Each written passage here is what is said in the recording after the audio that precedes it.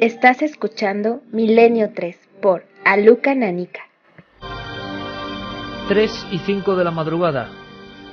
La nave del misterio vuelve. Y hoy especialmente para introducirse, sin duda alguna, en el mayor de todos los enigmas: la mente humana.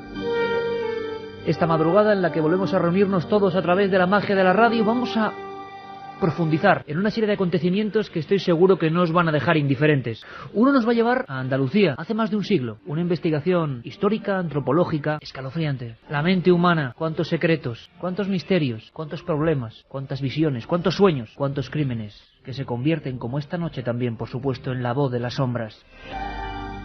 Yo creo que va a merecer la pena. ¿Tú qué crees, Carmen Porter? Buenas madrugadas. Buenas madrugadas, Iker. Pues sí, muchos misterios. Buena investigación, la que tienes aquí. Sí, un libro que de verdad hay que recomendar y hay que sortear, Iker. ¿Vamos a sortear ese libro que tienes ahí? Vamos a sortear 3 ejemplares de Las 4 columnas. Ha sido escrito por José Manuel Frías y como subtítulo tiene Oscura trama del fin del mundo. Desde ya, 3 ejemplares, cortesía de Ediciones Límites de la Realidad. Las 4 columnas, Oscura trama del fin del mundo. En su portada una llama, 4 columnas y las caras deformes y desencajadas de varias ancianas. Yo creo que merece la pena. Empezamos. Jorge Martínez, en la nave del misterio, toda una garantía. Jorge, empieza el viaje. Hay músicas que parece que nos llevan a un lugar. Poneos en situación, amigos, en este viaje que siempre es interactivo. Con vosotros, sobre todo con vosotros, que sois los protagonistas. 1886, provincia de Málaga. Un lugar, la villa de Tolox.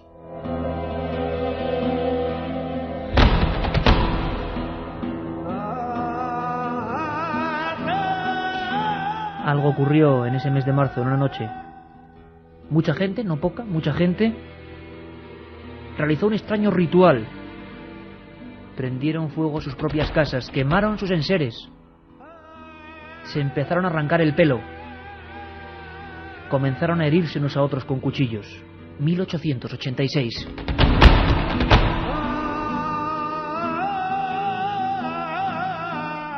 Herejía, locura, histeria colectiva.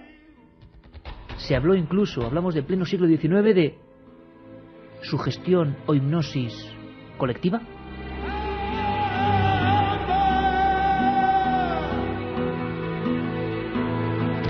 Nuestro compañero José Manuel Frías ha hecho una investigación excelente.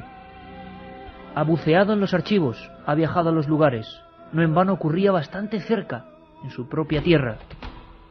¿Qué ocurrió en la trama que llamaron la de los fanatizados de Tolox? Una historia sobre la que había caído demasiado hermetismo, demasiada prohibición. Ahora es momento de arrojar luz. 7640. Vuestra opinión, vuestra participación. ¿Qué opináis de casos como este? ¿Conocéis algo parecido? Y por supuesto, como siempre, temas si queréis que tratemos en futuros programas o hoy mismo. Incluso preguntas a José Manuel Frías. Por las supuesto, podemos transmitir a directamente. Podéis entrevistar a José Manuel Frías, nuestro compañero de Málaga. José Manuel, buenas madrugadas, amigo. Buenas noches, Iker, Carmen. Oye, yo no sé si me equivocaba al hablar de una trama, bueno, yo creo que digna de, bueno, primero de una investigación por la que te felicitamos públicamente. Gracias. Porque claro, muchas veces ocurre, José Manuel, que no hace falta irse muy lejos. A veces los misterios están cerca de nosotros, lo que pasa es que han sido ocultados en este caso, ¿por qué? Por una especie de sentimiento extraño, incluso de vergüenza. Bueno, ha habido bastante rubor en torno a este asunto, aunque eso ha cambiado un poco desde la investigación que he realizado, ¿no? Pero bueno, en definitiva, esta ha sido una aventura apasionante, ¿no? El investigarlo, el haber estado en esta trama, ¿no? Que ha ocupado 6 meses de mi vida entre documentación, investigación de campo y redacción, pero que creo que ha valido la pena, ¿no? He tenido la suerte de rescatar del olvido, como tú decías, una de las historias más oscuras de nuestra España, más o menos contemporánea, hablamos de hace 120 años, y de resucitar uno de los hechos que marcaron un hito en nuestro país y que supuso en aquel momento un boom mediático sin precedentes, ¿no? Todos los diarios nacionales cubrían día a día el transcurso de los acontecimientos, ¿no? A mi entender es el primer caso documentado de fanatización religiosa, de creación de un grupo dogmático con fines lucrativos, de intento de suicidio colectivo y de la utilización de la hipnosis y de alucinógenos de forma masiva. Todo eso con el agravante de tener como escenario un pueblecito de montaña perdido en la sierra malagueña y en el que habitaban gente humilde y sin cultura que apenas tenían contacto con el mundo exterior, ¿no?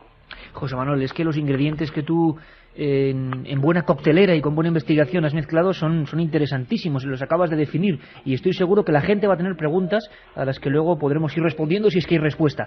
Marzo 1886, tú pones un subtítulo que es inquietante: Oscura trama del fin del mundo. Hablamos de fuego, de gente autolesionándose, de un caso que yo creo que jamás había ocurrido y que sobre todo en los juicios que se practicaron los forenses, psiquiatras, psicólogos de la época se quedaban asombrados. Esa gente había estado a punto de autoinmolarse en una especie de ¿qué? Porque todo empieza con la extraña visita, la implantación, fijaos qué curioso, poco a poco en un pequeño pueblo, no ocurre en una gran ciudad, de unos personajes cuando menos siniestros, que empiezan a hablar de otra verdad, de que el fin del mundo se acerca. ¿No es así, José Manuel? Así es, la historia comienza con la llegada al pueblo de Toloz de un falso sacerdote que aprovechaba las revueltas políticas de la época, la guerra de Cuba en la que perdieron la vida muchos soldados españoles y los terribles terremotos que asolaban Andalucía, para vaticinar un inminente fin del mundo, ¿no? Y la necesidad de hacer penitencia y de deshacerse de los bienes materiales para de esa forma, como él decía, pues subir más livianos al cielo, ¿no? Bienes que iban a parar, por supuesto, a manos de este falso sacerdote, que era conocido como el Padre José.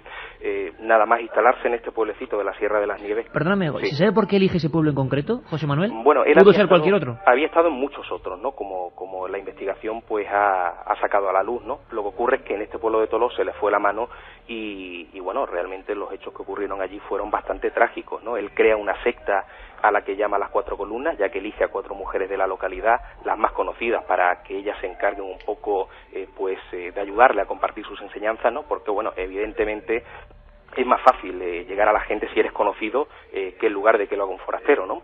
Pero bueno, como te decía, la investigación de campo me ha hecho ver que este no era un suceso aislado, sino que en Málaga capital operaba una sociedad secreta que actuaba en diferentes pueblos andaluces, escondida bajo el manto de un gabinete espiritista, ¿no?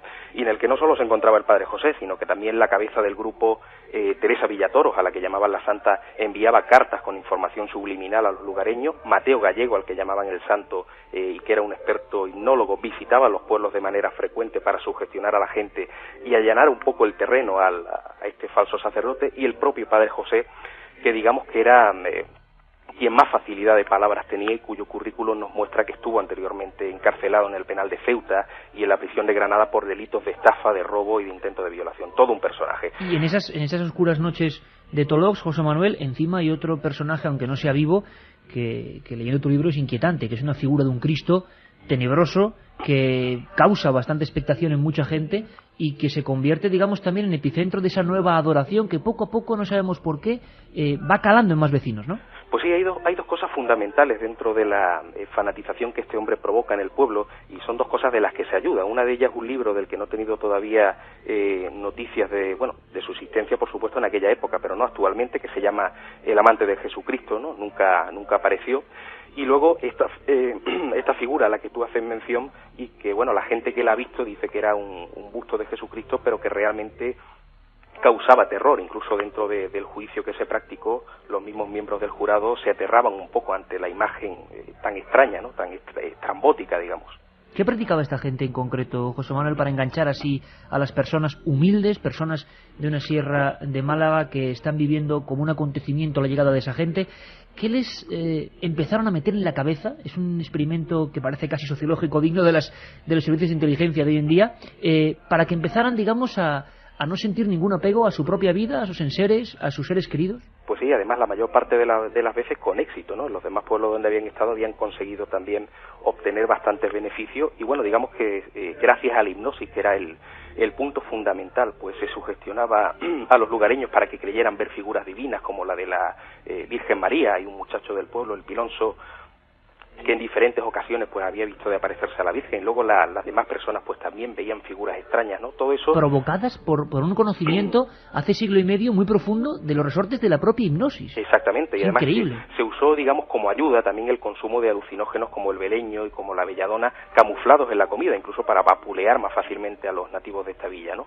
Lo único que pasa es que en Toloz, como te decía antes, se le fue la mano, la hipnosis se practicaba casi constantemente, y la gente llegó a un punto tal de fanatismo que dejaron de lado incluso al propio Padre José para intentar llevar a cabo un suicidio colectivo dirigido por una de las 4 columnas, digamos la más exaltada, que era Micaela Merchambera, y de su mano se puso en práctica un ritual dantesco que fue motivo de uno de los juicios más sonados de la historia de nuestro país, y todo eso, como decíamos, por medio de la hipnosis y por medio de alucinógenos, ¿no?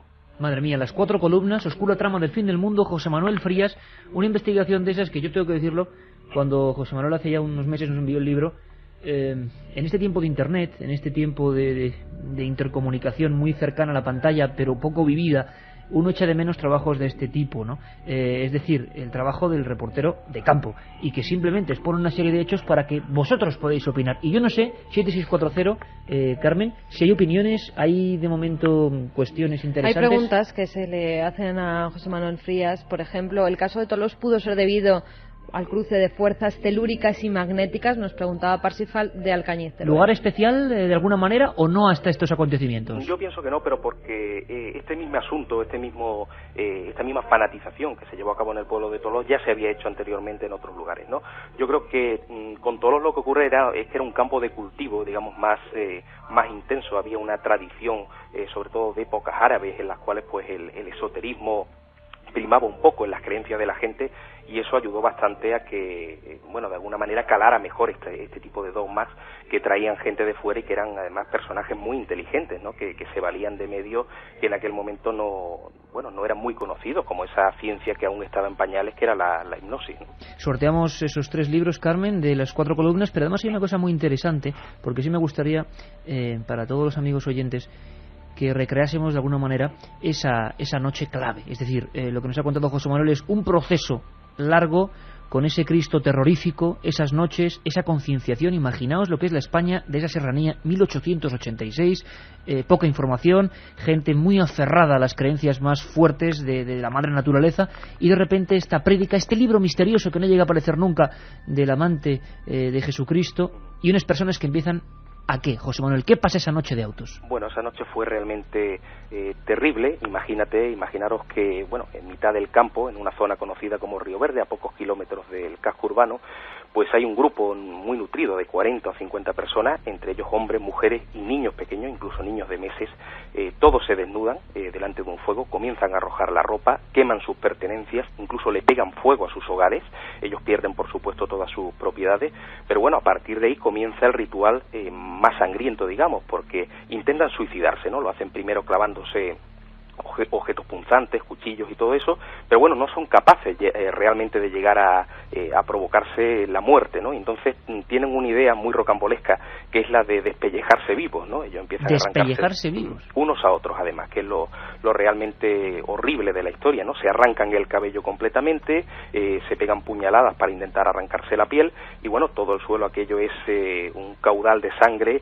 Cuando pasan animales por allí, como cerdos o vacas, son lanzados al fuego vivos.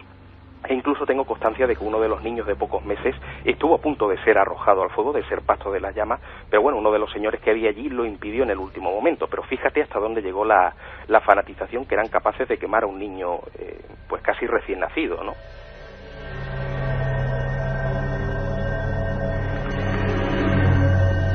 Algo estaba ocurriendo, algo empezó a pasar de mente a mente, nunca mejor dicho, y se llega ese misterio, como decíamos, el más grande que existe, que es la sugestión, el pánico colectivo. ¿Cómo van aconteciendo los hechos? ¿Cómo se detiene esa espiral que podía haber acabado en la primera matanza ritual, por lo menos en estos últimos 2 siglos, ocurridas en España, José Manuel? Pues se ve que en el mismo casco urbano había personas todavía un poco cuerdas, digamos, ¿no? Que no habían asistido a ese ritual. Notan que hay fuego, que hay humo que procede de Río Verde, y entonces pues dan aviso a la Guardia Civil. Llegan allí ya casi amaneciendo, se encuentra la gente, pues algunos tirados por el suelo, otros caminando como auténticos autómatas, ¿no? Luego tuve constancia de que una olla llena de beleños se arrojó al fuego, ¿no? Y eso provocó un estado, digamos, de mucho más fanatismo todavía, mucho de más... una planta alucinógena, ¿no? Claro, un tipo alucinógeno. Y de ahí pues fueron evidentemente detenidos y se llevó a cabo un juicio que fue inédito, yo creo que por 2 motivos. Uno de ellos porque se usó la hipnosis como prueba judicial, y así consta en el proceso que poseo y que he investigado y que me ha servido de base para el libro. Y luego la otra cosa inédita es que la justicia hizo de todos menos justicia. O sea, a los pobres inocentes que habían perdido sus propiedades, que habían perdido su hogar, incluso yo creo que el peor lastre que han arrastrado hasta hoy día, que ha sido el rubor, ¿no? Esa vergüenza popular que todavía se cierne sobre el pueblo de Tolós. Y a los auténticos culpables nunca se les buscó. O sea, al padre José, que desapareció, nunca se intentó buscar. Incluso a Teresa Villatoro, que era la dueña del gabinete, que estaba situado y conocían dónde era, en una barriada de Málaga que se llama El Perchel, en ningún momento intentaron localizarla para que ni siquiera prestara su declaración, ¿no? O sea, se saciaron un poco con esta gente inocente que lo único que hicieron es, basarse en sus creencias religiosas, en algo que le habían contado y que se lo creyeron, ¿no? Es algo que además hoy día sigue ocurriendo, sigue habiendo fanatización religiosa, aunque somos más cultos, más inteligentes y en el fondo igual de idiotas, seguimos cayendo en las redes de los movimientos religiosos fraudulentos, ¿no?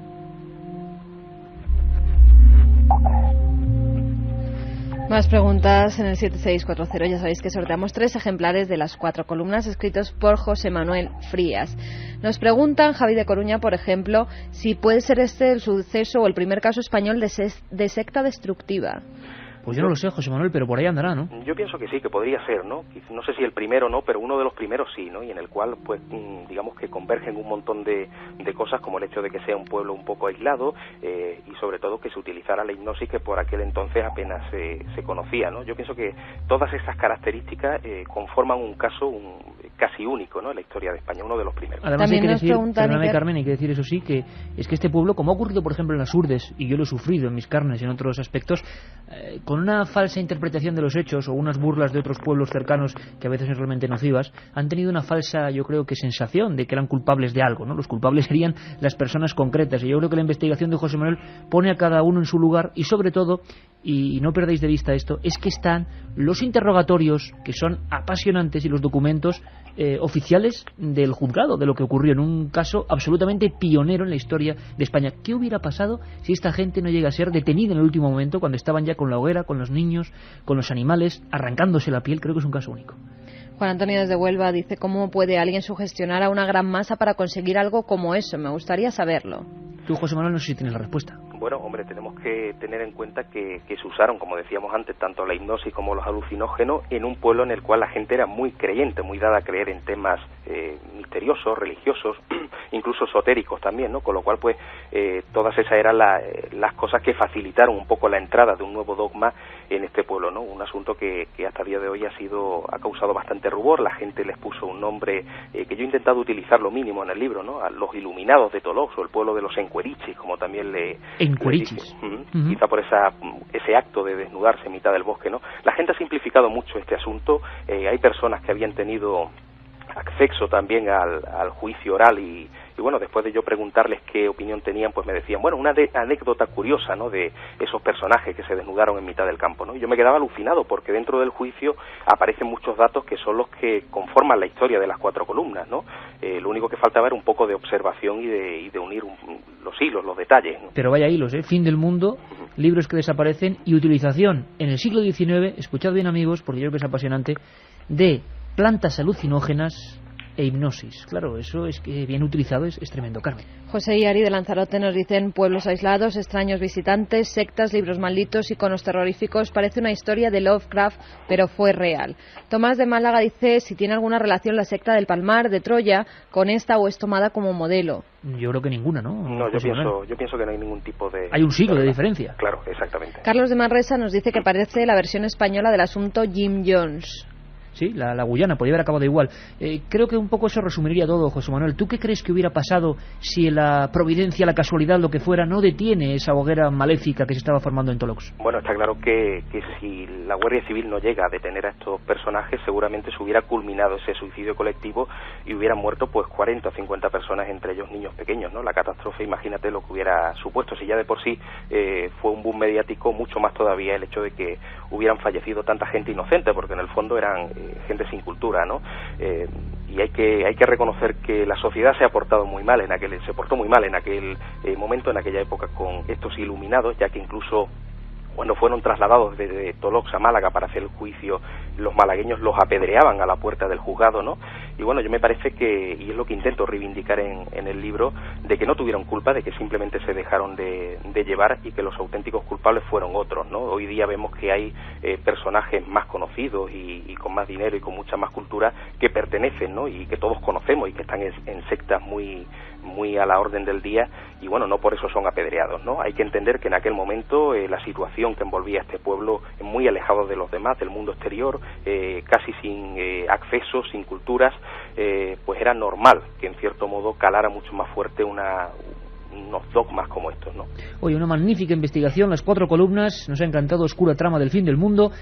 3 sorteamos hasta el final del programa, por supuesto, 7640 Palabra Milenio, pero yo no me resisto porque tampoco podemos desentrañar mucho más. Solo digo que hay un montón de fotografías en blanco y negro, un montón de documentos, un montón de datos, fotografías como la que tengo aquí ahora mismo, la imagen inédita del Pilonso, uno de los principales protagonistas de esta turbulenta historia, y sobre todo una especie de ruta. Veo aquí a José Manuel con el Land Rover entrando por una vereda, y yo, que ya sabes que esto lo vivo especialmente, me gustaría preguntarte, José Manuel, cuando llegas al lugar de los hechos, cuando llegas a ese descampado, ¿qué se siente? Pues fue impresionante, ¿no? Porque, bueno, te encuentras en un lugar donde conoces la historia y estás allí y estás viendo realmente los restos de aquellas casas, en los cuales en algunos se ve incluso las huellas de aquel incendio, ¿no? No en el campo, evidentemente, porque aquello pues se ha regenerado, ¿no? Pero sí en las casas, ¿no? Y el haber dado además con el lugar exacto donde se llevó a cabo el ritual, que era algo que todavía ni siquiera la gente del pueblo lo había llegado a obtener los datos suficientes como para identificar el sitio, ¿no? Y yo lo hice un poco basándome en los datos principales, ¿no? Hacía falta que la casa fuera una de las más grandes, ya que se reunían como unas 40 personas dentro, y evidentemente pues encontré una de las viviendas en ruinas de las más grandes que había en la zona de Río Verde, y justo delante había un llano que se ciñe un poco a las características que se daban en el juicio, o sea que di con el sitio exacto y estuve allí conociendo la historia, ¿no? Y eso es impresionante. Pues nosotros nos reconfortamos con que, a pesar del aislamiento general que se sufre hoy en día en la investigación por parte de la inmensa mayoría de personas que no hacen más que recoger, repicar y decir lo que dicen otros, una investigación personal, auténtica y hecha para hacer justicia y para, bueno, que nos sobrecojamos un poco también, por supuesto, es digna de todo nuestro apoyo, y estoy seguro que en Málaga, Carmen, un montón de gente después de esta noche, porque además sabemos el efecto que tiene esto, se va a pelear por conseguir las 4 columnas, Oscura trama del fin del mundo, ediciones Límites de la realidad, y además el compañero José Manuel Frías va a tener personalmente la deferencia de enviaros a vosotros, o de enviarnos a nosotros para que os enviemos a vosotros 3 ejemplares. José Manuel, no desvelamos más, amigo, mucha suerte, gran investigación, y desde luego has hecho una obra digna de ser dramatizada por Milenio 3, que no te quepa la menor duda. Claro, desde luego, es una historia que estaría bien de hacerlo dramatizado y de que todo el mundo tenga acceso a ella. Un abrazo muy fuerte, amigo. Muchas gracias, un abrazo. Jorge Martínez, que ya vuelve a llenar las turbinas de música, que es con lo que nosotros nos propulsamos. Y Carmen, yo no sé si José Manuel estará escuchándonos ahora o tiene tiempo de escucharnos o está pasando de un lado a otro, pero esto creo que le interesa, ¿verdad? Pues sí, porque nos escribe un amigo a través del 7640 y nos dice: buenas madrugadas a todos, me llamo Juan, soy vecino de Tolox y mi bisabuela Isabel estuvo de niña en el ritual. Y con esta música de Francisco Rico nos quedamos un poco así, diciendo, caramba, la intercomunicación es maravillosa. 1886, este libro de José Manuel Frías, esta investigación apasionante de verdad, y de repente, en la pantalla, alguien cuya bisabuela vivió en carne propia esos hechos, esa gente que se despellejaba viva después de una serie de hipnosis y de creer que llegaba el fin del mundo. Ocurrió en España, no hace falta irse al otro lado del globo. Esto es Milenio 3.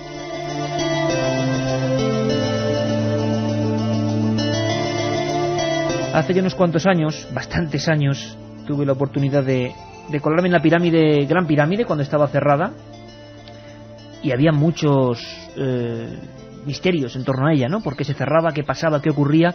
Eso fue la Gran Pirámide, y pudimos verlo por dentro. Ahora es la pirámide de Kefren.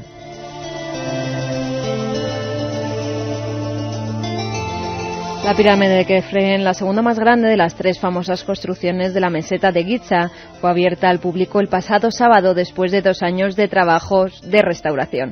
Esta pirámide desde 1995 ha sido restaurada en 3 ocasiones por arqueólogos egipcios pertenecientes al Consejo Supremo de Antigüedades, y esta última vez comenzó por la entrada principal del templo y llegó hasta la cámara mortuoria, donde había varias fracturas en la piedra.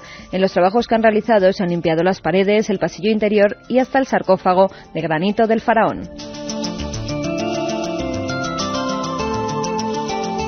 La pirámide fue construida para el enterramiento de Kefren, el 4º faraón de la 4ª dinastía, entre los años 2590 y 2463 a.C.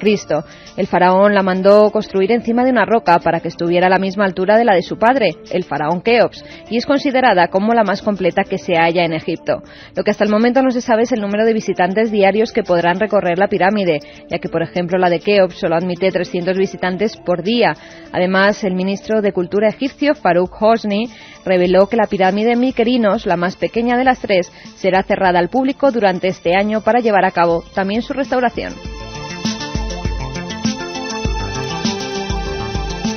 Que, por cierto, eso no lo sabe mucha gente, pero en ocasiones cuando vemos los catálogos de Egipto o las imágenes postales, se dice la Gran Pirámide y la que fotografían es Kefren, que es la de mayor ángulo y la más perfecta, ¿verdad? Es un fenómeno bien curioso. Como fenómeno curiosísimo es el del rostro de Jesús.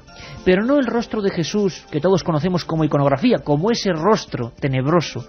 ¿Os imagináis la escena? Yo es que procuro imaginármela. Ese pueblo, Tolox, Málaga, y sacando ese Cristo de apariencia románica, pero moderno, o más bien del siglo XIX, pero hecho tan toscamente que daba miedo, entre las sombras de la hoguera. Imaginaos esa escena. Bueno, pues ahora los científicos, la investigación, están intentando saber cómo era Jesús, pero ese Jesús del que nada se sabe, ese Jesús del que luego han hablado en muchos libros, los apócrifos incluso, pero las Sagradas Escrituras mantienen un grandísimo paréntesis. No sabemos qué pasó, por ejemplo, cuando tenía 12 años. ¿Qué se sabe ahora, Carmen? La policía científica italiana ha reconstruido a partir de la imagen que se halla impresa en la Sábana Santa cómo era supuestamente la cara de Jesús cuando tenía 12 años. El sistema utilizado por la policía es el que se usa para localizar a delincuentes importantes que desde hace años están en paradero desconocido y para encontrar a las personas desaparecidas también hace años.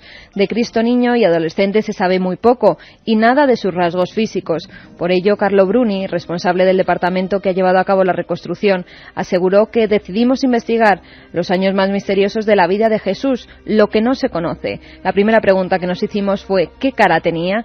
Además, realizamos un trabajo riguroso partiendo de la síndone, pero está claro que los datos a nuestra disposición son limitados.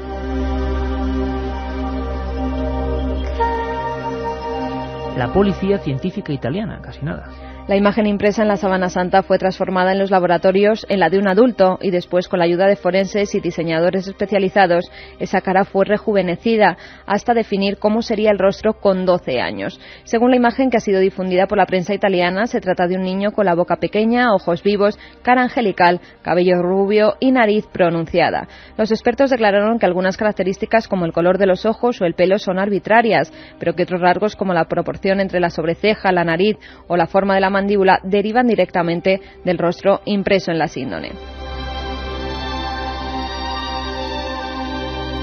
Pero esta no es la primera vez que los científicos hacen retratos robot de cómo era la cara de Jesús. Antes, investigadores británicos e israelíes, tras estudiar un cráneo judío del siglo I después de Cristo, aseguraron que su piel era aceitunada, que debió medir alrededor de 1,53 m y pesar poco más de 50 kilos. Por lo tanto, una imagen que se contradice también con ese superhombre que aparece en la Sábana Santa, que mide 1,81, si no me equivoco. Carmen, tú que has hecho el libro La Sábana Santa, fotografía de Jesucristo. Por cierto, no puedo adelantar mucho, pero atentos a los kioscos, ¿no? Sí. A final de mes. Sí. Ya iremos dando más información. Libros, CDs, kioscos, atentos. Yo le diría a la gente, Carmen, que empezara de nuevo a enviar, o que siga enviando mensajes 7640, porque ahora sí que nos pueden pedir, vamos a seguir con noticias, con un montón de cosas. Yo estoy particularmente contento porque cuando hay una investigación de verdad, Carmen, de verdad te lo digo, hay que apoyarla, ¿eh? Y el trabajo que ha hecho Frías es un gran trabajo. Además, hecho en solitario, buscando datos y que nos recuerda tantas cosas. Y que los que estamos en todo esto pues tenemos que ir a tope, porque esto es investigación auténtica. Y no es vender nada, sino es, en todo caso, sociología o antropología, pero terrorífica. Si veis las caras de las portadas, son terroríficas. Y hablando de terror y de crímenes, habría que preguntar a la gente qué crímenes quieren que vayamos comentando en La Voz de las Sombras, que está a la vuelta de la esquina. Vamos recuperando mensajes. ¿Qué dice la gente hasta ahora? Pues mira, un amigo de 16 años nos dice que nos escucha siempre y La Voz de las Sombras es lo mejor, aunque el domingo pasado asustó mucho. Nos lo escribe desde Asturias. ¿Pero es lo mejor porque asusta o porque no asusta? Si asusta es lo mejor. No, todo es lo mejor en Milenio 3. Pero os traigo yo un caso, madre mía. Me encantaría ir a ver las pirámides, pero según amigos míos dicen que no hay tanto que ver allí. Deberíais hablar más de ellas. Que no hay tanto que ver. Santo cielo, que no hay tanto que ver. Nos hay lo mucho decía que un amigo ver. de ¿Y qué Sevilla. sentir? son impresionantes. Cuando estás justo debajo de ellas y miras hacia arriba, y ves que la base de esas piedras hace tantos miles de años son 8 veces el Santiago Bernabéu, pues hombre, está bien. El campo de juego 8 veces. Es algo que tendría que ver todo el mundo alguna vez. Todo el mundo. No, la sensación esa de ponerse debajo de la pirámide y decir, mamma mía, qué pequeños no solo soy, sino somos todos. Fran Escalzo, de Santa Coloma de Gramenet, nos dice: me ponéis el vello de punta. Esta historia me la contó un amigo de Coín, Málaga, y me la tomé a broma. Pues no, es completamente verdad. Muy feliz año a todos. José Manuel, nos era una pregunta para José Manuel, que si existía la manipulación en casos célebres de milagros que hayan promovido poderes religiosos oficiales. Nos lo preguntaba Luis. Apuntamos para otro programa.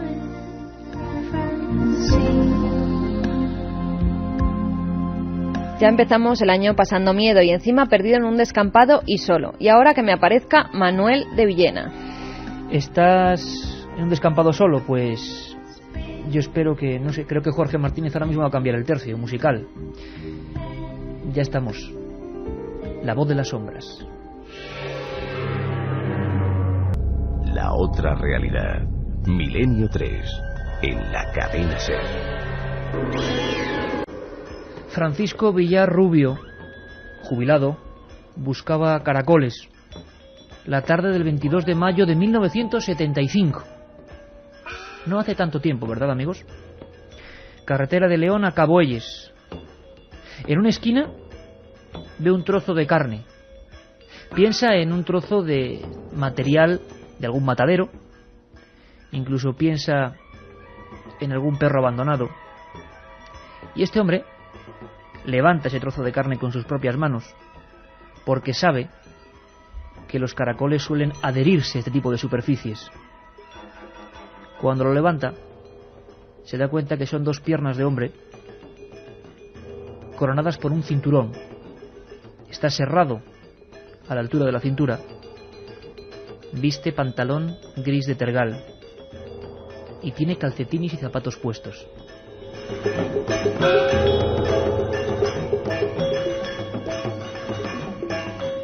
Habría que ponerse en la situación concreta, cada uno de vosotros, amigos y amigas de Milenio 3, de ese hombre que tuvo que arrodillarse, sujetarse casi el pecho, que se le salía el corazón por la boca, porque la escena es una de las más raras que nadie recuerda en la provincia de León.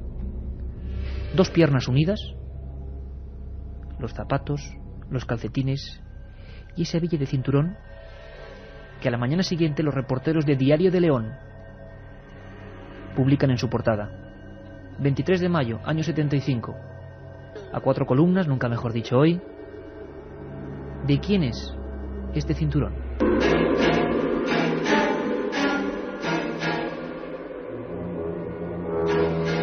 El hombre había tenido una macabra sensación de curiosidad a pesar de todo.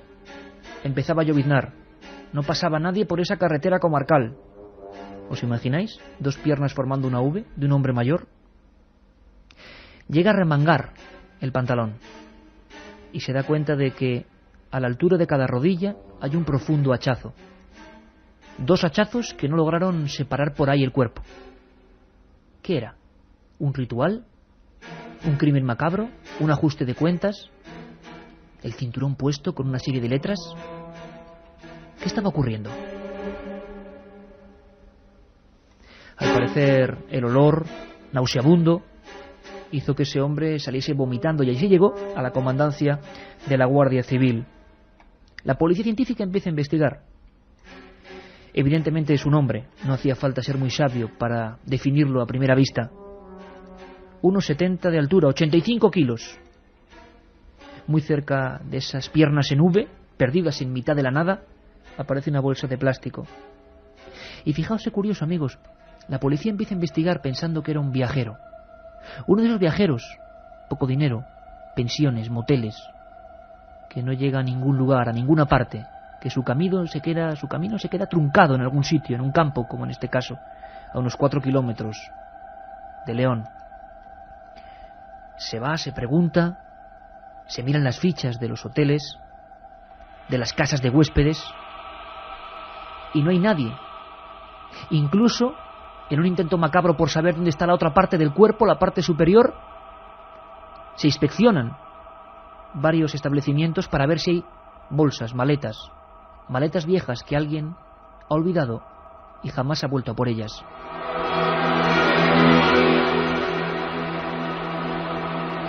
No un día, ni dos, ni tres, ni cuatro, sino el quinto, hay otro hallazgo. La historia se repite.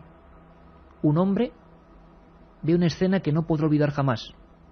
En la otra punta de la ciudad, kilómetro 5.500 de la carretera comarcal que va hasta Vega Cervera, unas alimañas, unos zorros, con su propia boca, están arrastrando algo. Alguien se acerca, lo llevan casi hasta la carretera. Es curiosa la actitud en estos animales. Lo que aparece es un tronco, los dos brazos, las manos descarnadas sacando el esqueleto, y la boca es un orificio, es como un tubo que grita todavía. La cara de aquel hombre está momificada.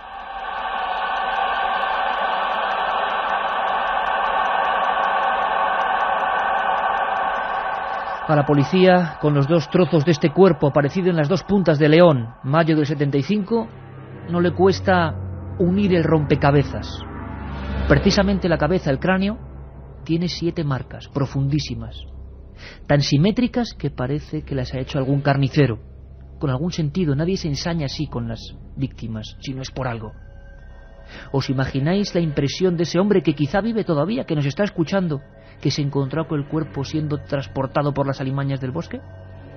Lo iban sacando, uno por la cabeza, 2 por los brazos, todavía envuelto en un fino plástico donde había agua. La cara, por la acción precisamente del agua, se había quedado como un pergamino, ojos cerrados, nariz doblada como una L, como si alguien lo hubiera aplastado hacia adentro, y la boca, donde no aparecían dientes, como hemos dicho, con una especie de orificio, como una O, como una oscuridad profunda, momificada. ¿Quién lo había matado? A los 3 días hay un nombre: Carlos Fernández Busuriaga, 28 años. Yo os decía que hoy hablábamos de la mente humana porque nadie puede llegar a entender algunas cosas que precisamente no han pasado aquí. Han pasado en pueblos por los que nosotros transcurrimos, por donde pasa nuestra vida cotidiana. León, seguro que muchos habéis pasado por esa carretera. Se empieza a investigar y se sabe que esa víctima tenía una relación más o menos estrecha con una mujer misteriosa. Quedaos con este nombre que en León todavía causa pavor: Covadonga Sobrino Álvarez. Tiene 43 años, es propietaria en el bar la zona del Portillo, del barrio del Portillo, de un establecimiento cochambroso, donde para la gente en la carretera, muy poca higiene. Y qué curioso, ¿sabéis cómo se llama el bar? El bar es una exclamación, son 2 letras: ¡ay!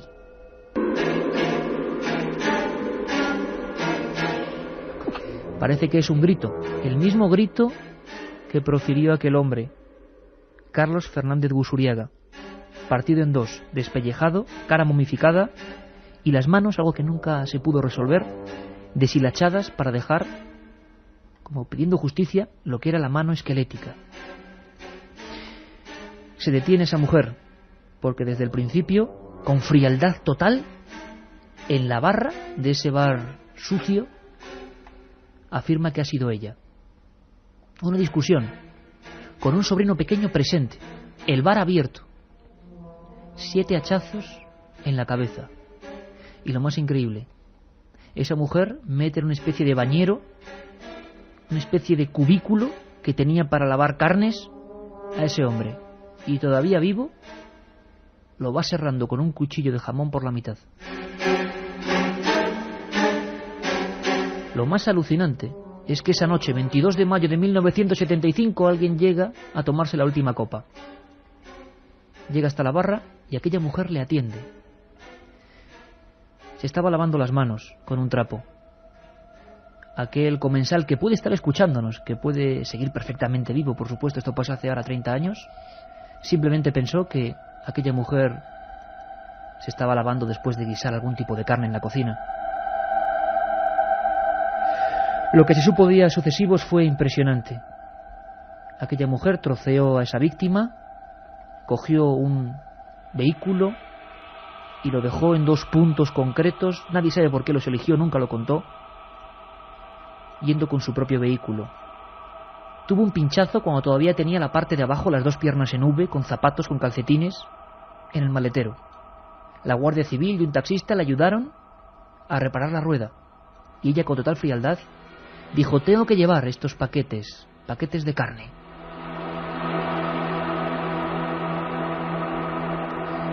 En el interrogatorio, aquella mujer, Covadonga Sobrino, dijo: fui yo, se lo merecía, con una mirada penetrante que daba miedo hasta a los propios funcionarios. Y acto seguido decía: mirad mi brazo. Los forenses no se lo podían creer. Aquellos 7 impactos eran imposibles en esa mujer, pero había sido ella, una fuerza sobrehumana, la fuerza del odio. Ese bar, el bar AI, quedó como un sitio maldito, y aquel bañero, como se dice en el periódico, un lugar que nadie quiere recordar. El periódico El Caso, al día siguiente, con una foto de esta mujer mirando de frente, decía: la descuartizadora de León, fría como un témpano.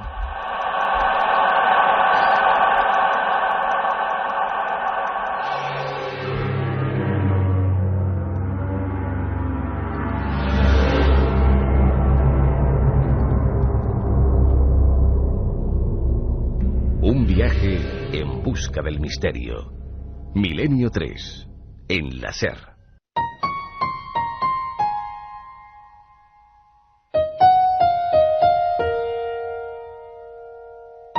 La otra realidad. Fenómenos extraños. Misterios sin resolver. Milenio 3, en la SER. No os olvidéis que estas historias no están en absoluto dramatizadas. La voz de las sombras, podemos contar los crímenes más o menos conocidos, yo creo que cuanto más anónimos casi mejor, que causaron miedo en su época, pero que, bueno, ahora quizá observamos de nuevo. Es esa sección que es pura criminología e investigación. Por cierto, investigación, Carmen, como la de cierto investigador colombiano, nunca mejor dicho, que dice que, bueno, todo el mundo se lo reparte, pero dice que la Atlántida está allí.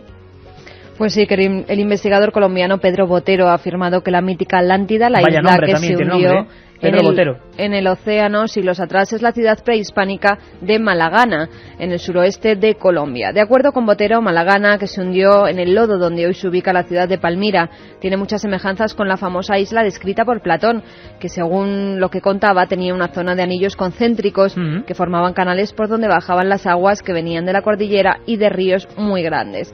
Esos canales hacían circular el agua alrededor de la ciudad y luego lo drenaban por un canal único hacia el océano. Según el experto, después de examinar varias fotografías aéreas en una zona de aproximadamente 20 hectáreas, descubrió que en Malagana había un canal único que iba hacia el río Cauca. Botero es funcionario del Instituto Geográfico Agustí Codazzi, cree que tiene las pruebas suficientes para justificar su propuesta, que ha sido presentada en el Congreso Nacional de Arqueología en Popayán. El investigador colombiano sostiene que la Atlántida habría estado en Palmira y sus habitantes serían los miembros de la cultura malagana, descubierta a comienzos de la década de los 90 por las arqueólogas nacionales Marian Cardel y Leonor Herrera. Pero esta última especialista descarta de pleno la propuesta de Botero y afirmó que la Atlántida es muy mítica y no consideramos siquiera su parecido con Malagana. Por su parte, el cartógrafo británico Jim Allen, uno de los estudiosos que más intensamente ha buscado la Atlántida, apoya esta nueva hipótesis, ya que él mismo llegó a la conclusión de que la Atlántida sí existió, que estaba en Sudamérica y que además había varios reinos herederos de la Atlántida. Uno de ellos estaba en Colombia.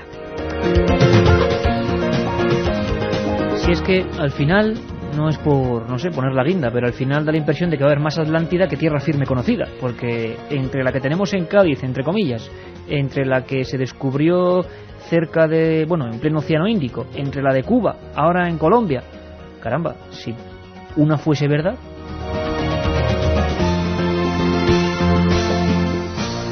Verónica desde La Rioja nos decía: qué miedo, yo he pasado muchas veces por la carretera hacia Vega Cervera. Manuel nos dice: estoy perdido por León, con miedo, solo me falta encontrarme al de los caracoles. Hombre, después de la historia que hemos contado, estar perdido por León, madre mía. Soy Carol y me tenéis medio muerta. No puedo apagar la luz, pero me encanta escucharos con ella encendida. ¿Nos da pinta del chico del descampado? No sé si se refiere al crimen del rol.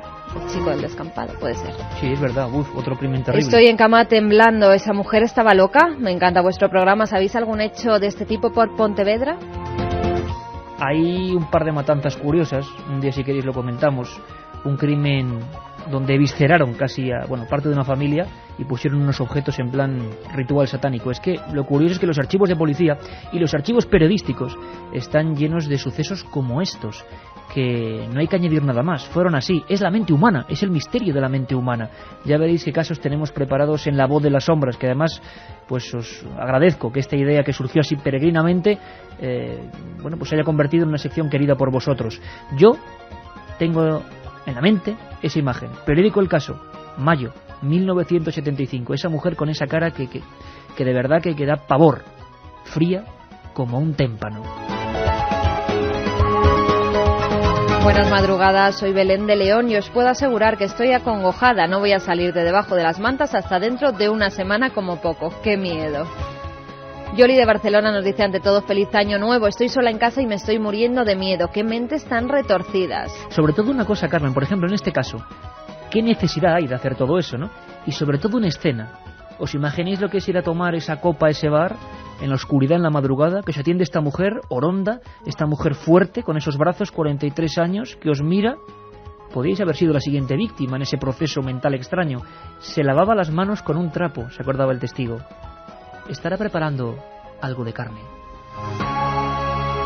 Y oyentes que se adelantan a las noticias que estamos a punto de dar. Esteban nos preguntaba si podríamos hablar del supuesto cataclismo del 2025. Me refiero al del asteroide del cual no se ha vuelto a hablar. Bueno, pues sí. Si quieres damos la última noticia, Carmen. Hay nuevas informaciones y es que la NASA ha descartado que el asteroide 2004 MN4 vaya a impactar en los próximos años contra la Tierra. La posibilidad de que el asteroide chocara contra la Tierra el 13 de abril del 2029 fue adelantada la semana pasada por científicos del Observatorio Espacial de Estados Unidos. Los investigadores del Near Earth Objects Program, objetos cercanos a la Tierra del laboratorio de la NASA, aseguraron que había una posibilidad de 1 entre 69 de que la roca chocara contra nuestro planeta. Además, calificaron al asteroide con el número 4 sobre 10 en la Torino Impact Hard Scale, que mide las posibilidades del impacto contra la Tierra, el mayor escalafón alcanzado hasta la fecha por un objeto cósmico.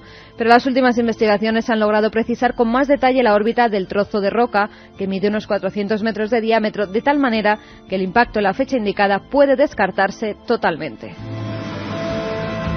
Pues menos mal, ¿no? ¿Os acordáis de Deep Impact, la película esa que hablaba del asteroide? Siempre es un tema recurrente, lo de que algo va a ocurrir, y por desgracia siempre suele ser algo catastrófico, y ya tenemos bastante, ¿no? Bastante tragedia. Curiosamente, también hay que decirlo, ninguno de esos videntes que habitualmente lanzan profecías de todo tipo, sí hablan, van a ocurrir tragedias, pero luego no se adelantan ninguna. Señores videntes, que lanzan profecías cobrando suculento dinero, que no tienen nada que ver con alguna gente que sí tiene videncias en momentos concretos, pero que es supuesto, seguramente no se dedica a ello. Pero estos que van a las televisiones y profetizan alegremente, caramba, pues que si ven el futuro lo vean antes, ¿no? Y toda esa gente que estaba ahí en las playas se podía haber salvado. Por lo menos es una idea, digo yo. Vamos con más mensajes. Elga nos dice, estuve en las pirámides y no tengo claustrofobia, pero no pude entrar a la de Miquerinos porque me ahogaba. Hay mucha gente que la ha pasado, fuera es alucinante. Sí, hay mucha gente. Es que sí. Y es que es duro ir por esos pasadizos. Soy Juan Antonio de Granada, soy vigilante. Una de las historias más sangrientas que he escuchado es esta. Un abrazo y feliz año. Sí, sobre todo esa escena que a mí se me ha quedado del hombre que va cogiendo caracoles y dice un trozo de carne que se han olvidado por aquí. Vamos a ver si... Y lo que se encuentra es esa iconografía a veces tan rara. ¿Qué pasa por nuestra mente? Alguien que ni siquiera desnudó el cadáver, que dejó ahí incluso la hebilla del cinturón, que se convirtió en la primera pista de investigación. Qué curioso, a veces cómo trabaja la policía. Es intrigante y a la vez fascinante, ¿no? Para llegar hasta el criminal, criminal. Igor desde Álava nos dice, conozco un pueblo de Álava, Villañañe, en el que una familia se comía a la gente. Bueno, puede ser una deformación quizá del asunto del dolmen de Guilaz y del sacamantecas, del que hablaremos. Es probable, habrá que investigar porque desgraciadamente en nuestra historia, en este país en especial, tenemos algunos hechos criminológicos que dan bastante pavor, sinceramente. José de Vilaseca, ¿qué hay sobre la falsedad de la síndrome? ¿La creó realmente Da Vinci? Bueno, sobre eso habría muchísimo que hablar, pero al parecer no Es una de las teorías que la creó Da Vinci, pero Yo no me la creo. yo tampoco. Otro amigo que está un poco triste porque dice que ha muerto su perro UFO. Mi perro cuando tenía 2 meses. Le puse ese nombre por el tema UFO comentado en Milenio. Así que cuando habléis del tema me acordaré de él.